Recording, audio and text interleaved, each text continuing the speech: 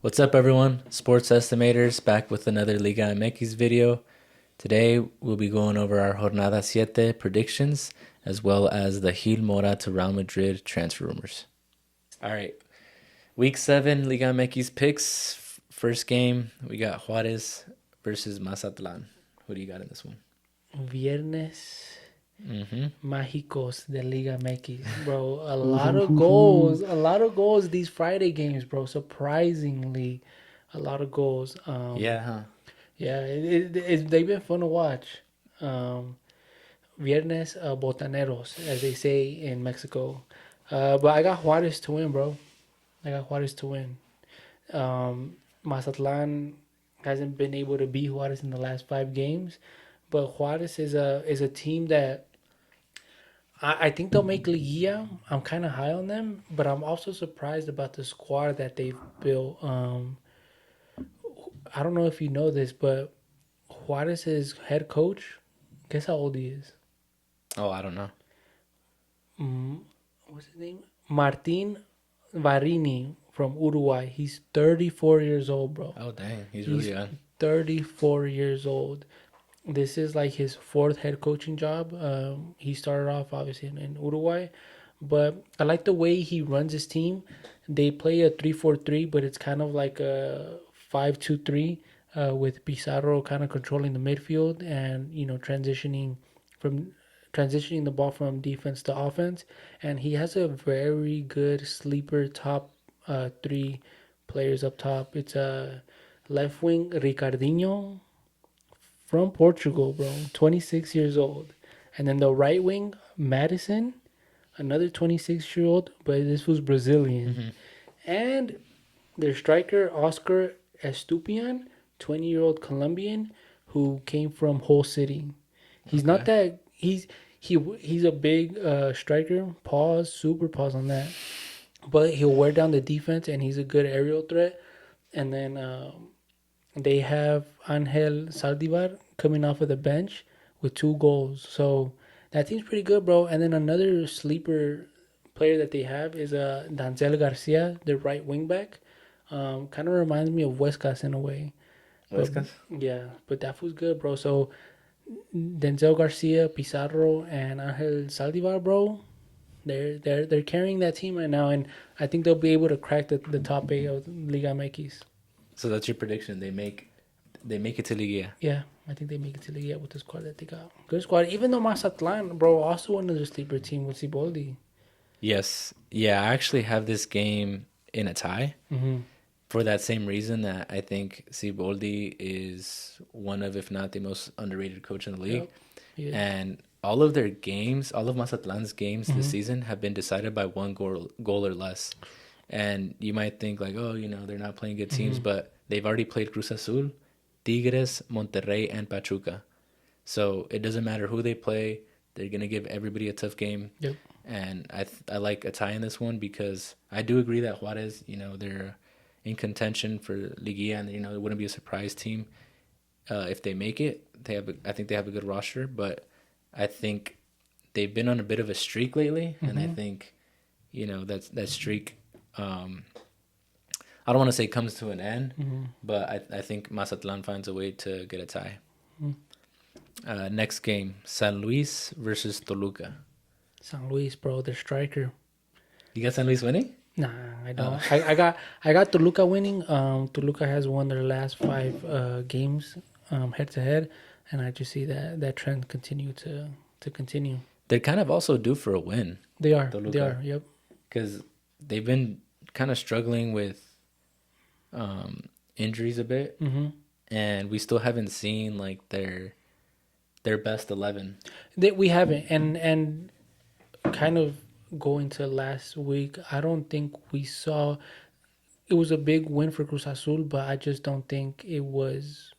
I don't think It you wasn't their best team that they exactly. played. They didn't have Paulinho playing. He came off the bench. They didn't Hmm. have Helino playing, who's Yeah. overall the highest rated player in Liga MX right now. Hmm. But he wasn't playing either, so I wouldn't call it a fluke win. But I don't rate this win for Cruz Azul very highly based off of that. But I think Toluca is going to bounce back. I think they should have Paulinho starting again, Helino starting on the lineup again. And yeah. I think this could be a high-scoring game. I Yeah. like Toluca to win too. Yeah. Next game, Puebla versus Monterrey. I don't know. I have Monterrey, and this is kind of one of those games where I feel like we don't have to spend that much time talking about it. Yeah. Do you No. agree? Yeah, I agree. Monterrey, Monterrey to win. they're the new super leader. I think they're the favorite, or I would say them and Cruz Azul are the favorites as of right now to win the whole Yeah. thing, in my opinion. Puebla just they haven't really shown much of anything so No. far this season. They are at home, but I think Monterrey is too good of a team to go with anything other than a win for them. Yeah. All right. Next one, León versus Querétaro. James is back. Yeah, I see Leon winning. It could be a tie just because Querétaro has scored 6 goals in the last 2 games. But again, it was against like Atlas and Atlético San Luis. yeah, which is two of the worst defenses in Liga MX right now. But I see Leon winning. But Jesus Christ, bro, Querétaro, I don't know what they had some. Querétaro has lost every game they've played away. Okay, so yeah, And they're away in this one. Smash. Yeah. I mean, smash Leon. Yeah, to I like win. León. They could play James on the right and Cortizo on the left, and I think that's one of the most dangerous potential winger combos in the league. So Bro, I definitely like León to win at home. I even forgot Cortizo was there until you reminded me. I feel like he was kind of almost slept on in Monterrey. He was, bro, and I feel like he should have had a move to like Chivas or Cruz Azul. To be honest, He would, yeah.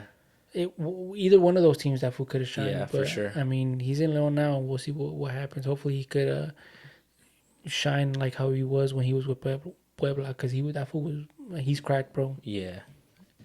Tigres Santos. Ah man, this is potential upset maybe, but I got Tigres to win. Santos has won their last 2 games at home. But in each of their last matchups, Tigres has won by scoring 3 in each game. So Tigres has dominated them. yeah, so I mean, you could bet the over on this game depending on where it's at. I didn't check. I like that. But you could bet the over on it, and Or both teams to score at least. yeah, both teams to score at least. But yeah, I got Tigres to win. Who you got? Yeah, I agree. Tigres has scored the most goals in Liga MX so far, and Santos has allowed the 5th most goals. So that's just a recipe for disaster for Santos. And like you said, Tigres has won the last 5 games that Santos has played against them, and Santos has not tied a single game. Bro, that's crazy. So that I kind of like that because they're an aggressive. That proves that they're an aggressive team, you know. But I think that approach isn't gonna be beneficial against Tigres, who is the highest scoring team in the league. So I like Tigres to win. Next game, Chivas Cruz Azul. Bro, Cruz Azul to win by like 3 goals, hopefully. I hope. Really? Yeah, I hope. By 3 goals, huh? By 3 goals. This Chivas team, bro, I feel like everybody has high hopes for them. Plus 140 Cruz Azul. That's What? a smash, yeah. Plus 140? Yeah. Throw. You know who you are. You know who you are. Smash 250 on here. Against your own team. Bro, that's crazy. And you know what's funny? Head to head, Cruz Azul has won 14 games. They've tied 10, and Chivas has only won 7. Dang, so Cruz Azul owns Chivas from those stats. Yep, exactly. And Milito's job might be on the line. Chivas' next 4 games. Oh, yeah. Cruz Azul, America, Tigres, and Toluca to top it all off. But the cherry on top, los fucking Diablos Rojos de Toluca. How many points do they get in those games? They'll be lucky if they get 4 points from those games. Yep. 2. They tie against fucking America and maybe Toluca, bro, but I think 2 is what they'll get. I actually have them tying against Cruz Azul. For real? Yeah. You know, and that's not to hate on Cruz Azul because I actually picked them last week to beat Toluca and you Yeah, didn't. and I didn't. I didn't. But Cruz Azul has won 4 in a row in Liga MX, and these types of streak in Liga MX, you know, it's only a matter of time before Yeah. they end. And I just think Chivas they're at home and they're still desperate for a win because last week they were fortunate to tie Tijuana. Because They there were. was was it two disallowed goals for Tijuana? Yep. And so it felt like a win because they had a comeback, but they still haven't won, you know, recently. And I think they need to play Alvarado and Alvarez together. They do. We last game we saw Efrain Alvarez on the left, and I thought he did well there. And then they need to have Piojo on the right. Bro, but he came off of the bench. I don't know why, he...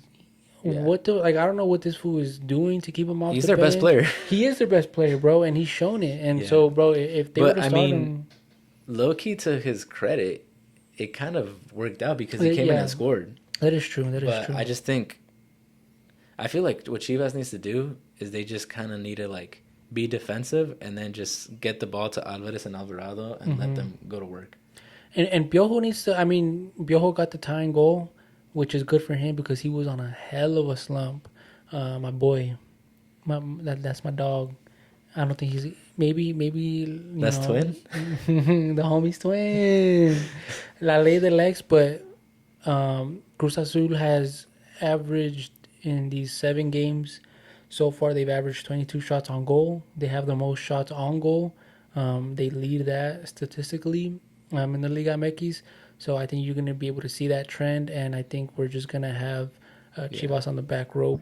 So I like I said, 2 to 3 goals max. Hopefully we get a good 7-0.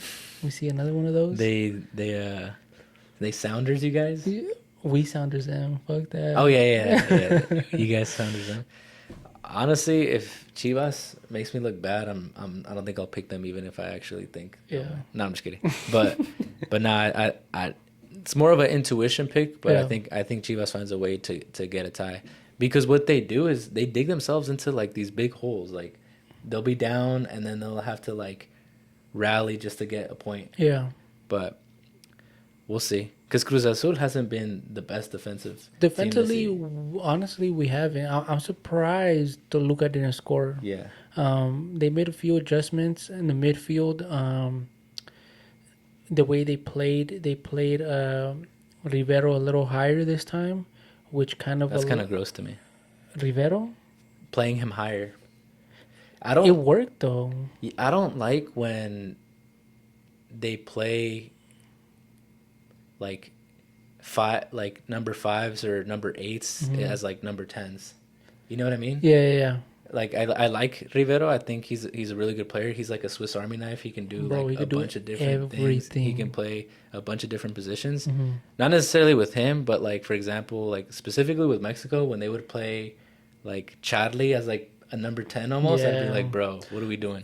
And, bro, Charlie right now I think he's in the prime of his life. He's shown He that. has been balling this And, season. bro, But it's he's so, gonna bro, make it's it so, to the World Cup. it's so annoying though because like with Mexico, I think there was a stat where it was like he had like one GA in 50 appearances, I think it was almost like, yeah. and with Cruz Azul, he'll like play so good that you can't not call him up. But then when he gets the opportunity, you're just like, dude, like why is he always getting playing time with La Selección? Yeah, I just think they play him out of position. I don't think they play...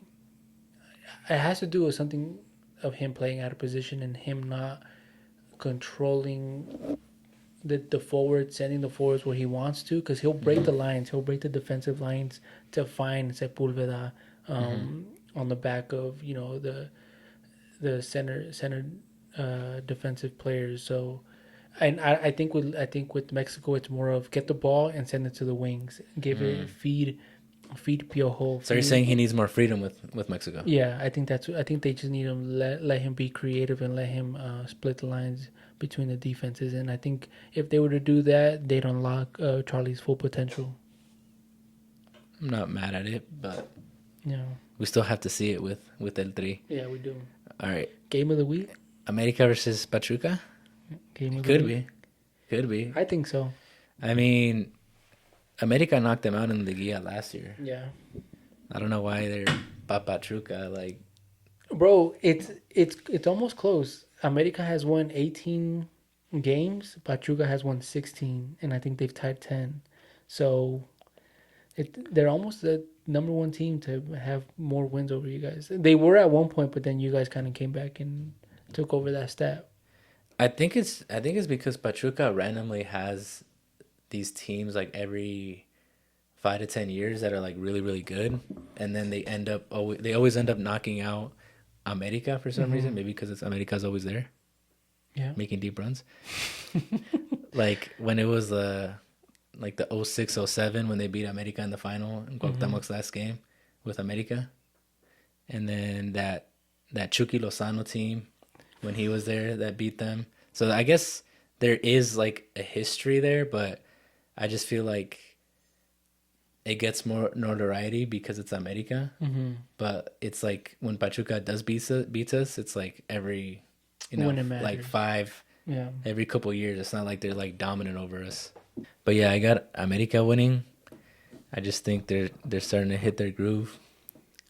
I think it's gonna be interesting to see now that Alan Saint Maximin, who scored on his debut, see how the lineup is gonna change because he plays Brian Rodriguez's position, left wing, and I think Brian Rodriguez, outside of Saint Maximin, is America's most talented player. So I think they need to find a way to have Saint Maximin, Brian Rodriguez, and Zendeja starting, whether it be with Brian on the left, Zendeja's on the right, and then Saint Maximin playing behind a number 9, or maybe That's have what I him was play gonna as a say. 9. Yeah, that's what I was gonna Try tell you. that out. Yeah. But I just think those three need to play in America, and then the rest can, they can figure it out or intermix those pieces. But I think those three players have to start for America. Because at Newcastle, he was playing as a striker, like as a number 9. So I think he could. And I thought that's what you guys were going to use him for. Well, there was rumor. I think the reason why, like, they were questioning why they brought him in because I think his best position is left wing, but they already have Brian there. But supposedly there's rumors that Brian Rodriguez might leave to Inter Miami. Yeah, I've So been seeing that. they maybe, I don't know if it's like a for sure thing and they brought him in as a replacement, or if he was just they have a different plan for him. But Yeah. we'll see. I just think they need to play those three. I think America is going to win. I would go for a tie, but I think you kind of predicted it pretty spot on with Pachuca. Kind of like Pachuca was going to show who they were. And yeah, they did. They did. So I think with the addition of St. Maximin, my twin, I think I think you guys are gonna end You guys are up both getting French. He's in Spanish. But yeah, So you got us winning? Or America winning? if Gato Ortiz is the arbitro for you guys' game, you guys are for sure winning. Make that 7 games where that fool gives you guys a PK. Is that stat crazy to you? Yes and no. I feel Why? like when you three-peat, like, you're going to get penalties. Oh my! But 6 in a row with like each game, that fool with that fool being the arbitro. I mean, we create chances, and when you create chances, especially like in the box, you're going to get PKs So you think there's sooner rather like than later. I mean, that is kind of like a, raise your eyebrow kind of stat, something to look at, I guess, but I don't know. I don't think it's like anything crazy. so you don't play into like the conspiracy theory that fool like is vendido and like that fool favors you guys and like he basically plays with the America jersey under his ref jersey. I don't He's your 12th man. I don't like. I mean, you can't say that doesn't happen because, like, it's been proven that happens Yeah. like across sports, but I just don't. I'm not gonna sit here and be like, yeah, like Mm-hmm. there's no way. I just don't think it's likely. He's like that controversial But also referee. too, there's other teams like Chivas has Santander, Yeah, that is true. so each team technically has like a ref. I think it's Cesar Arturo Ramos with Monterrey. Mm-hmm. They say that supposedly like there's certain refs supposedly help certain Certain teams. So teams. Yeah. I just think like I have a hard time like going touching on the Atlas America game. I have a hard time sympathizing with teams that get outplayed and then they don't have like a controversial call go their way. Yeah. If you outplay a team and then there's a controversial call that doesn't go your way, then it's kind of like, that sucks because, you were deserving to win. But if you were outplayed and then you don't get a call or two go your way, it's like, I don't think you really have, there's a lot of merit to what your argument of, complaining or saying you should have won when you're basically waiting for the referee to step in. I will say those two calls were controversial. The handball one more so to me because you know how they changed the whole handball rule Yeah. where before there was intention involved with that and now it's just if your arm is outstretched Yeah. and the ball makes impact with it, that's a PK. So by the letter of the law, that was a PK. Do I think that's what the rule should be? Me personally, even as an America fan, no. But again, like that's what the rule says. So that's what the referee is there to enforce the rule book. That's interesting. I did want to see your perspective though, because that is a crazy stat, and it's kind of weird because Chivas and America have it like switched. Like Chivas has 6 conceded PKs, and then America has 6 fucking PKs to their favor from like a actual ref. So it's interesting to see some Liga MX shit for real. Yeah. There's also certain referees that actually don't really help America either too though. And to your point about Chivas also haven't been a good team. So Yeah. that's part of the reason why they give up so many PKs. They're not a good, especially defensive team. So I think you kind of create your own luck, especially with soccer. Again, it's like if you're creating a bunch of chances, you might benefit off a controversial call, you know what I mean?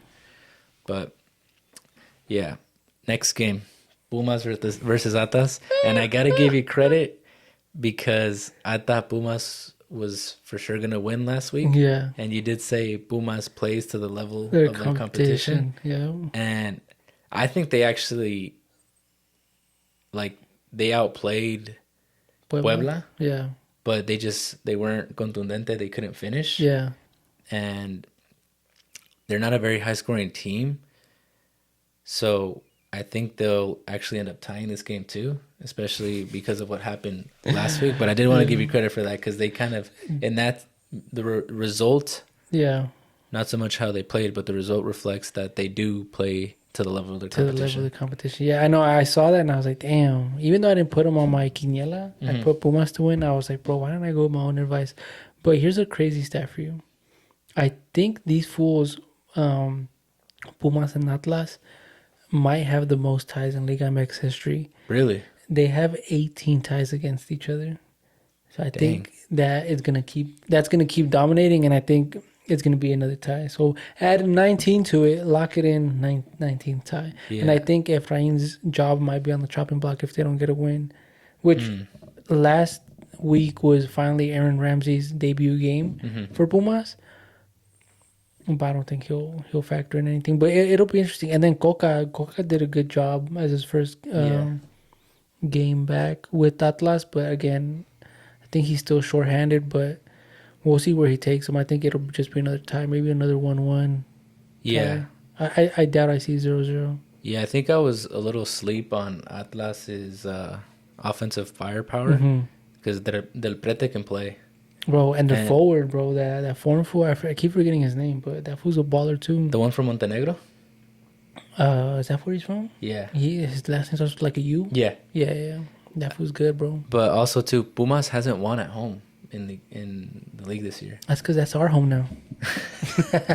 And They're away every game. and I could see this being a game where, we know Atlas, especially under Coca, is a team that isn't scared to give up possession and play counterattack and be very direct going forward. I think Pumas, they might dominate possession and create chances, but their inability to score might, hurt them in this game. And I think it's a good chance for Atlas to get on the counter and, score against them. So I got this as a tie. Yeah, I do too. And then last game of the week, Tijuana versus Necaxa. So I got Tijuana in this one. They're undefeated at home in Liga MX. So they're like the opposite of Pumas. Yeah, bro. Necaxa struggles away from home. Mm-hmm. So I got Tijuana in this one. I think they're going to be motivated because they should have beat Chivas last week. And I think at home they know. Plus with the whole turf thing. Yeah, I think that's going to be to their advantage. That's part of the reason why they're undefeated at home. Yeah, bro. Nobody likes playing on that shit. Like, they've all gone out and said it. Nobody likes playing on it. They're the only team in Mexico that plays on turf.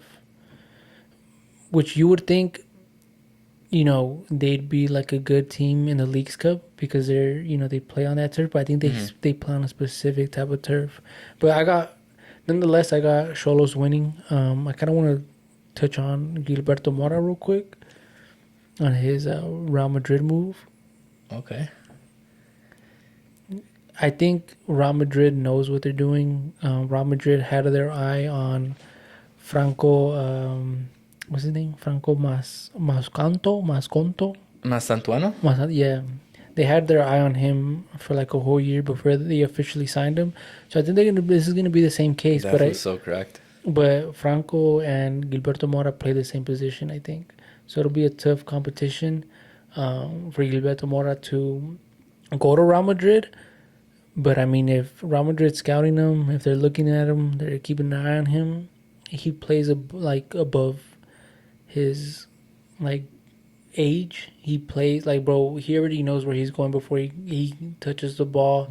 He knows how to distribute the ball well. He's savvy. He plays a little bit with he plays with flair. He's the type of player he is the type of player that Mexico needs. Exactly. That player that can play behind the number 9, as a 10 or, as a second striker that can just create chances, just in that final third, that final pass, that player with that kind of creativity. And he can score goals too. Bro, in front of goal, he's good, bro. Like, he finishes his chances. And like you said, to give that final pass to the 9, to Santi, to Raul, imagine him feeding them in the World Cup, bro. Yeah. I like how direct he is. He's not looking to, you see it, especially with the selección, certain players, when they have the ball, they're just kind of looking to play it safe or play it back. Play it out wide. Yeah. Every time he touches the ball, he has the intention of making a play. Going forward, being aggressive. And I think that's what Mexico needs. And the fact that he has that poise at such a young age is super impressive. And people say, oh, he might be another one of these kids like Diego Lainez, I don't know. Too soon. No, I'm just kidding. That was too soon, but for him, bro, No, I'm saying too soon to talk about... just sarcastically, I'm still not over it, but... Bro, I look at him and I'm like, bro, he was way better than Diego Lainez. He was even way better to me than fucking Giovanni Dos Santos at this age. At this age? Yeah. Than Gio? I think he's better than what Gio was at this age, bro. That's hard to say because Gio was already at Barcelona. And, exactly, who was Gio playing alongside of? And anytime you saw Gio playing with, this early on in his career, it's kind of hard to compare it, but I'm comparing it just off of talent alone, not off of, squad. But imagine Gilberto Mora being in Gio Dos Santos' shoes with all that talent around him, bro. I think he'd flourish way more than what Gio did. And I don't see Gilberto Mora like they say like that fool's so good because he's like a little bit like on the spectrum. So I don't What? think you haven't seen those videos. Where Like, they're- you mean like how they say about Messi? yeah, No, I haven't seen that about Mora. bro, yeah. So this fool's not gonna be out Bruh. partying. This fool's not gonna be out, like qué pendejos, traje las enchiladas, por si nos da hambre. Like I don't think that fool's gonna be like going showing up to fucking practice drunk. I think that fool has a good head on Yeah, his his shoulders. demeanor, he does seem like he has like a calm demeanor and a good head on his Exactly. shoulders, for Yeah. sure. So I think he'll be he'll be up there. He'll we'll definitely look back at it and be like, was he better? Was he not? But I think the final verdict will be that he was better than Giovanni Dos Santos. That's my verdict, at least. Yeah, I think he definitely can be. Um, I think Giovanni was more talented, Hmm. but I think at this age, because he's only 16, he's gonna be 17 in October, so that's crazy. But I think Gio didn't make his debut with Barcelona until 17, so I can't really say like he's better than Gio was at this age. Um, but I think if like you're making a prediction that he'll go on to have a better, do you think you're saying he's gonna have a better than career than Gio, like in terms of club or with La Selección? I think both. I think he's gonna be. Both, I think both. I think he's gonna be our Hugo Sanchez of like today's modern day, bro. like that type of player. With imagine if he makes that jump to Real Madrid, and he outplays Franco for his fucking position. There's That's a big if, though. that is a big gift, bro. But I think it's doable. Really? So you think that it's likely that he'll end up on Real Madrid? Yeah, I think so. Because usually when it's I a mean, that player would be sick at this caliber, they know how to at this scout age. players, and at this age, they know how to do it. Like with Jude, I mean, Jude went on to play at the Bundesliga, Hmm.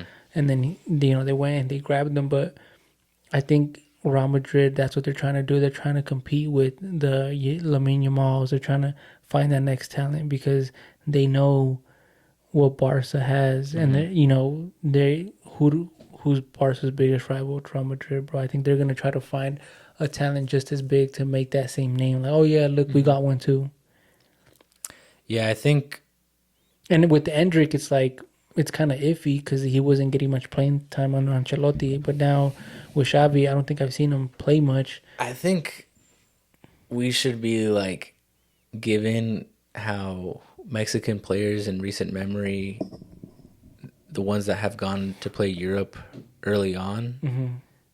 like most like Linus, Hmm. given how their careers have found out, I think we should be hesitant to kind of put those high expectations on them. You know what But I mean? yeah, But what I will say about Gilberto Mora, going back to how he plays, I think that gives us insight to his mentality, hmm, because if he's not afraid to have that aggressive playing style and go forward, hmm, then that's a good sign that he's a mentally strong player and he's very disciplined. yeah, But yeah, I don't know. I just think the Real Madrid move, like if Real Madrid comes calling, you can't really say no to them, yeah, especially since they would probably, like, how they like to buy players and then send them on loan. hmm, But I just hope he develops accordingly. Because with Linus, we saw that everybody says he should have gone Ajax because that's a league where they develop players. yeah, So I think a move to like a team like an Ajax or another Dutch team would be like the perfect move for him. And because he's so young, I think like if he were to prove himself there at like 18, 19, then I think a team like Real Madrid is like for sure going to be looking gonna at go him, get him. Yeah, you know. yeah, and I just think who represents him is the same representation as Santi and Holland.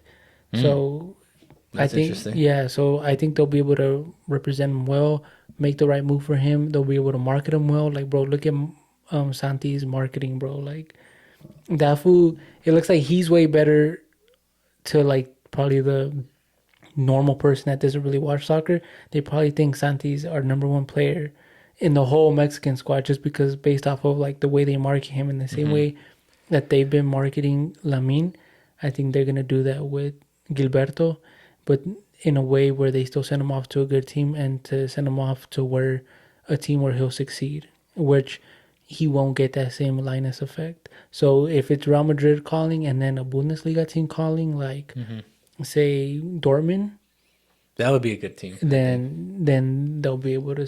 I think they'll be like, you know what, take that step to Dortmund because look what happened with Jude, look what Yeah. happened with Holland. Look, like this is they established themselves at this level, and then once they saw that they were able to make like once they established themselves well in like Champions League and all that, then maybe Barca goes and gets them with the connection that Rafa Marquez has with them. Yeah. So That'd be fire. I mean, obviously, we wish him the best. yeah, Because, I want him to succeed, bro. yeah, for sure. No, Even I though, definitely want to see him make that next move. Mhm.